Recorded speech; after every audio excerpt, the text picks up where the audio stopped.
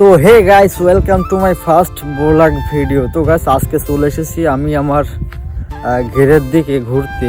তো এইটা যেহেতু আমার ইউটিউব চ্যানেলে প্রথম আপলোড হবে এই ভিডিওটা, তো এটা আমার ফার্স্ট ভিডিও।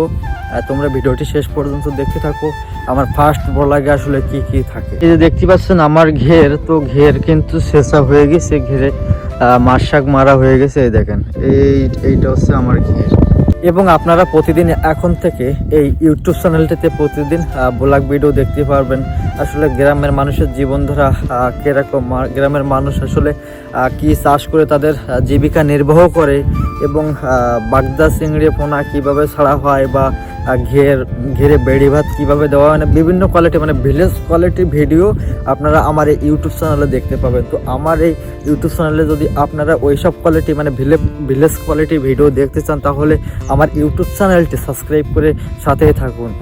আর কিন্তু এবছর আমার প্রচুর পরিমাণে মাছ ক্ষয়ক্ষতি হয়েছে ঘেরে, কারণ ঘেরে জল কমায় দিনের পরে প্রায় 13-14 দিন ওইভাবে ফেলানো ছিল। তো যার কারণে প্রচুর পরিমাণে মাছ আমার নষ্ট হয়ে গেছে। আসলে চাষি যা চাষ করে, তার জীবিকা নির্বাহ করে, তা যদি আসলে জল কমায় দেওয়ার পরে মারা যায়, তাহলে কিন্তু সেই কষ্ট রাখার আসলে জায়গা হয় না।